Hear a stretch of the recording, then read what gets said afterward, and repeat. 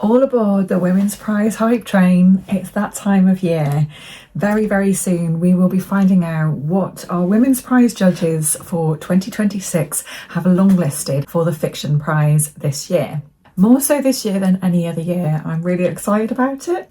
So I have been squirreling away new releases that have come out from April 2025 to March 2026 that I think might be in for the running for the Women's Prize, and that notes page got rather long. So I've whittled them down to my 16, my wish list of books that I would love to see longlisted. Now I have tried to pay attention to some of the rules. The books need to have been published between certain dates, April last year to March this year. They needed to be published in English as their first language, not translated. They needed to have been published in the UK in that time. So I've tried to pay attention to those rules to make sure that my wish list is relevant, but I don't know everything. So there might be some things that have crept onto my long list that aren't actually eligible, and I don't know. So sorry if that's the case, but I've done my best. I did have to rule out quite a lot of books that I found hadn't been published in the UK but were coming out in America. But there's just so many great new releases this year by female authors, and it's really exciting to be part of a group of people who is celebrating that. So of my 16 books, I have read 2. So let's start with those ones. The first is Our Numbered Bones by Katja Balin. If you've watched my Best Books of 2025 video, you will have seen this already. I absolutely loved this book. Katja Balin is a children's author. She wrote October, I think, and a few other children's novels. This is her first foray into adult fiction, and wow, does this pack a punch.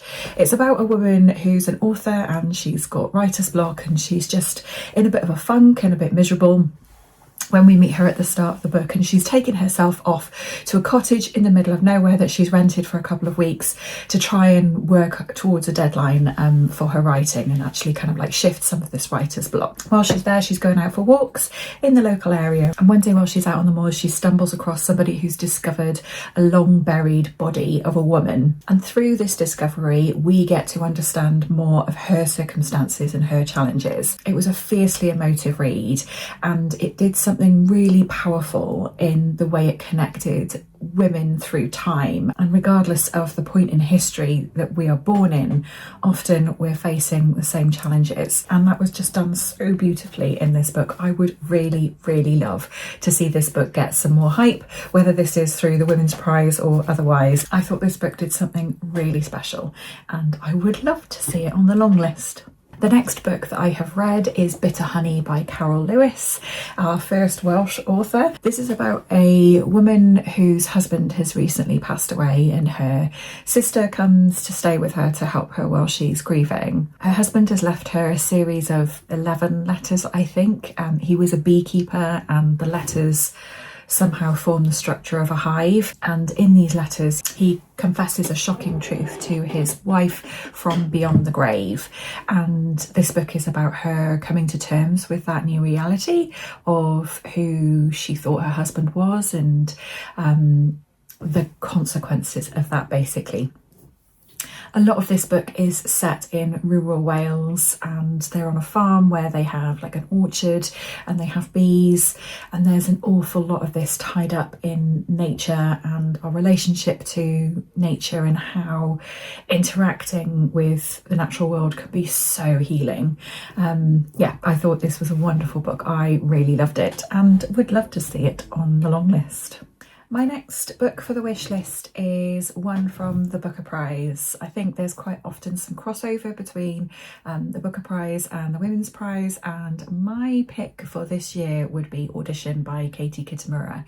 This is a book that I was really interested in from the Booker Prize long list and just haven't, or was it shortlisted?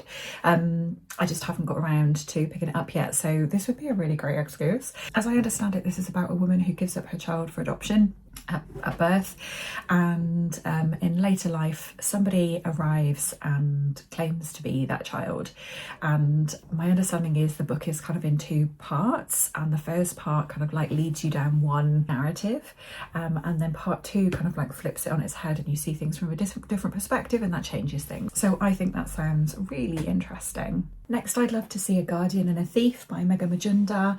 I read A Burning by this author a couple of years ago, and it was one of those books where certain scenes of that are like seared onto my eyeballs now. It was really, really powerful. And so I'm really interested in this new novel from her. It's about, I think it's set in a not too distant future where there's like a bit of a climate crisis, and our main character's family are trying to escape from somewhere in India. They've managed to get because of like colossal flooding, they've managed to secure a visa to travel to America, but on the eve of their flight their papers go missing, and it's about her trying to track down the thief, and it's also about the thief's story and why they've turned to that desperate act. Next, I have Bog Queen by Anna North. Now, this is why this is a wish list and not a prediction, because this is very similar to Our Number Bones. This is about an American anthropologist who is called to a scene where an ancient body has been found in a bog, and uncovering the mystery of this perfectly preserved Iron Age woman brings to light a lot of what our anthropologist is facing, and she recognises that there are some similarities.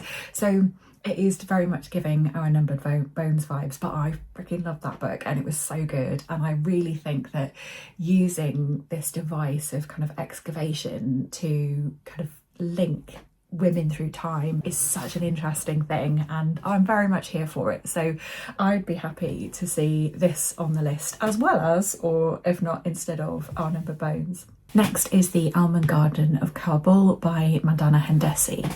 This is set in a women's prison in Kabul, and one day one of the inmates, a young inmate, sets herself on fire, and whilst the guards think this is a suicide attempt, some of the other inmates suspect that it's an act of protest. And a couple of them team up, one who's like an artist who's been falsely imprisoned, and another who's like a really tough inmate who was found guilty of killing her abusive husband. They team up and start to kind of like unpick what led up to those events, and they uncover a corruption that reaches far beyond the prison walls.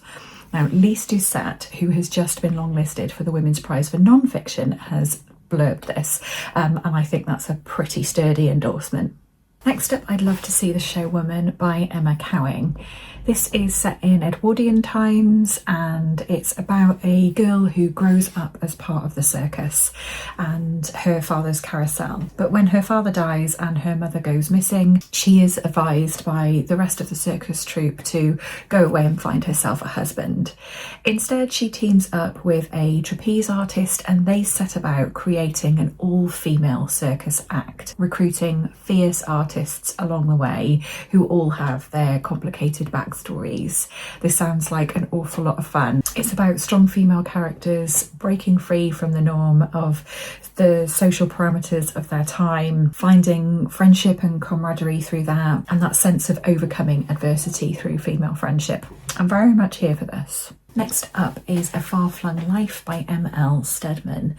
This is set in the Australian outback in the 1950s. The patriarch of this family is driving home one day and swerves on the road to avoid a kangaroo and has an accident and dies, and then follows this subsequent kind of sweeping saga of family drama. People are forced to make decisions about their own happiness versus a sense of duty, about their own love versus their love for their family, and it says that the youngest in the family is plunged into an emotional and moral journey for which there is no guide. I think it sounds fan-blinging-tastic. Next up is The Eights by Joanna Miller. Now, I've seen this a fair bit over on Instagram. It's another historical fiction novel set in the 1920s. For the first time, Oxford University is admitting female students, and 4 young women arrive hopeful to start their life at university. They move into the titular Corridor 8 and begin unlikely life-affirming friendships.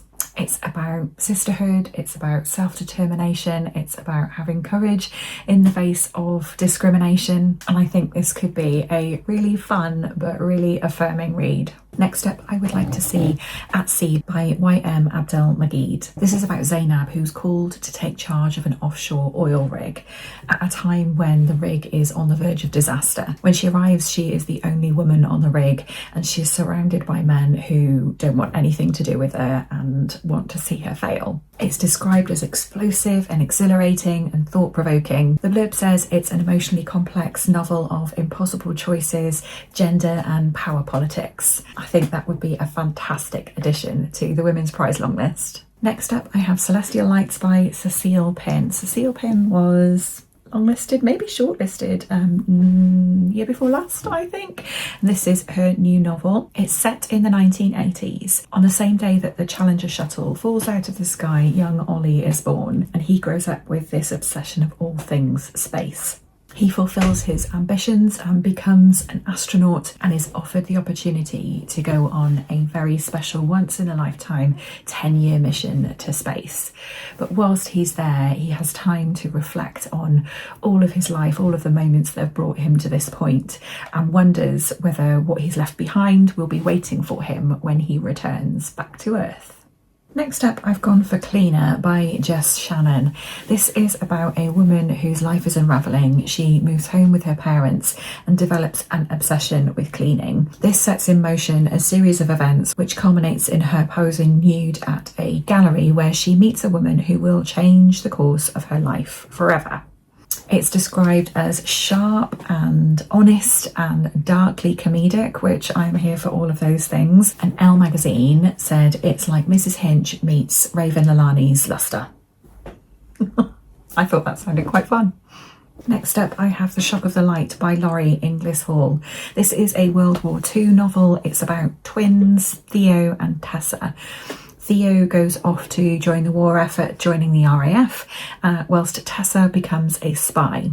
And when Tessa goes missing, Theo is left trying to uncover the mystery of what happened to his sister during the war. He is a closeted gay man, and he teams up with a PhD student to try and uncover the mystery of what happened to his sister. It's about sibling bonds, it's about the cost of war, and it's about secrecy and identity, and I think all of that sounds delicious. Next up, I have Discipline by Larissa Pham. This is about a woman who has written a semi-autobiographical novel. It's like a revenge story based on a real life relationship that had gone bad that she had with like a university professor. And she's on the book tour when he gets in touch with her and says, "I've read your book. Do you want to come to my cabin in the woods in Maine?" And she goes. Yeah, it sounds kind of explosive. It sounds like it's going to be like a literary character-driven mystery thriller, which I think sounds really interesting. It says that Christine must reckon with what it feels like to lose the reins of a narrative that she wrote so precisely in order to maintain control. I suspect there's going to be some interplay with like how she remembers things and the reality of the situation. I think that sounds like a good time to me. Next, I've chosen The Correspondent by Virginia Evans.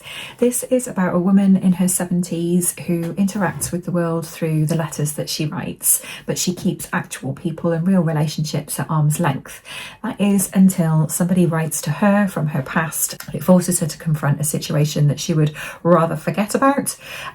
It sounds like there's some forgiveness needed and some reconciliation, and it's described as warm and funny, which is all right up my street. I think it's epistolary, which would be interesting. And yeah, I'm keen to read this. I've heard really good things about it. Last but not least is Good People by Patmina Savitt. This was a recommendation from my friend Sam over on Instagram, and I couldn't not include it. I've bumped other things off my list in favour of this because it sounds wonderful. It's about a family who moved to America as refugees from Afghanistan, and over time the father becomes a successful businessman and they move move into an exclusive area and seemingly are living out the American dream. But when tragedy strikes, their family is thrust into the court of public opinion. And this novel is narrated through the perspectives of the people who know them the best and the people who think they do. I think this sounds really fantastic. It says it's a kaleidoscopic, urgent narrative that provides a story of community and family and belonging and identity, all really relevant stuff in our increasingly divided times. So that's it. That's my painstakingly whittled down 16 books I would really love to see on the Women's Prize for Fiction longlist 2026. It's not long now, folks. I would love to know what you think of this long list in the comments. I would love to know if you've read any of these, if you're interested in reading any, what your top pick would be. If you could put any book on the Women's Prize longlist this year, which book would it be? Let me know in the comments. Join me in jumping aboard the Women's Prize hype train this year. That's it from me for now, but thank you for watching. I hope that you're looking after yourself, and I'll see you again in the next video.